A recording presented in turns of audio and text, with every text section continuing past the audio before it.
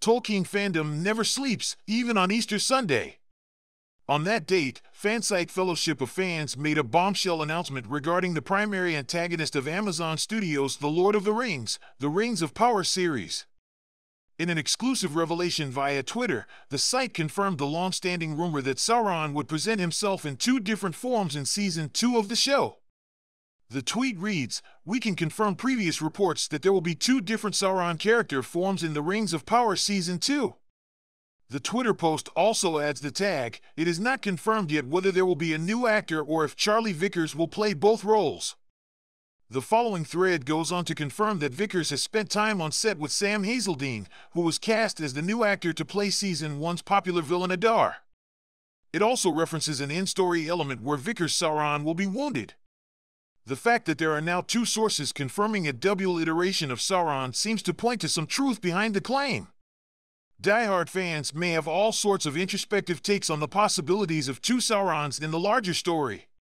But for the legions of Fairweather fans who enjoy Middle-earth without the need to dig too deep into its complex lore, it begs one simple question: how can there be two Saurons in the first place, especially if one of them may not be portrayed by the same actor? The answer lies in the incredible abilities of Sauron, not just as a demonic powerhouse and a ruthless warlord, but as a shapeshifter. Sauron is technically a spiritual being who has descended into the planes of Arda, the world, and there are multiple points in Tolkien's writings when the incorporeal character dons various earthly forms. In the beginning, this is done to get things that he wants. Later on, after he loses the One Ring, it becomes a necessary part of his slow evolution from pure spirit back to an incarnate being. In either case, the Dark Lord is repeatedly shown throughout the long history of Middle-earth to be very capable of taking on different forms. These aren't excellent costumes or well-done makeup either. At various times, Sauron completely shifts from one form to another.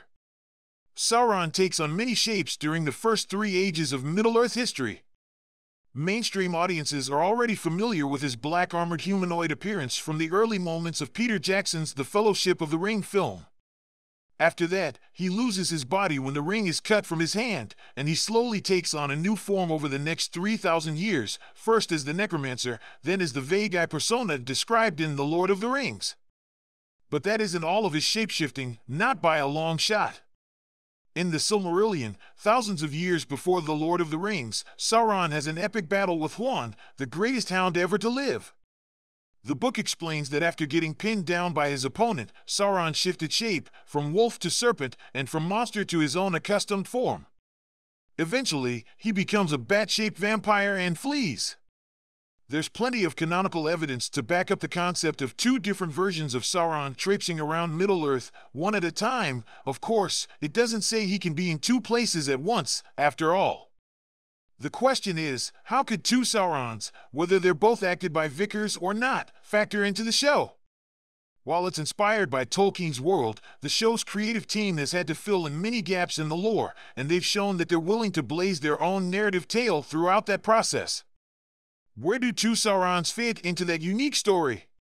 We won't know for sure until Season 2 makes its way to the screen. But it seems pretty obvious that a fresh take on Sauron is required to move the story forward after the way Season 1 ended. By then, Sauron, as Halbrand, had already been seen all over the island nation of Numenor and in the elvish realm of Eregion. Now that he's been outed as the Dark Lord in disguise, he'll need some new camouflage to keep up the masquerade. So far, in showrunners J.D. Payne and Patrick McKay's story, he's only helped create the elvish rings.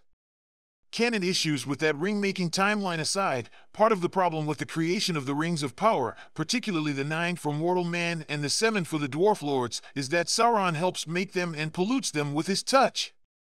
So, yeah, he needs to find a way back into Celebrimber's workshop or something similar if he's going to get that done, and he likely needs a new look to avoid getting caught while he's at it.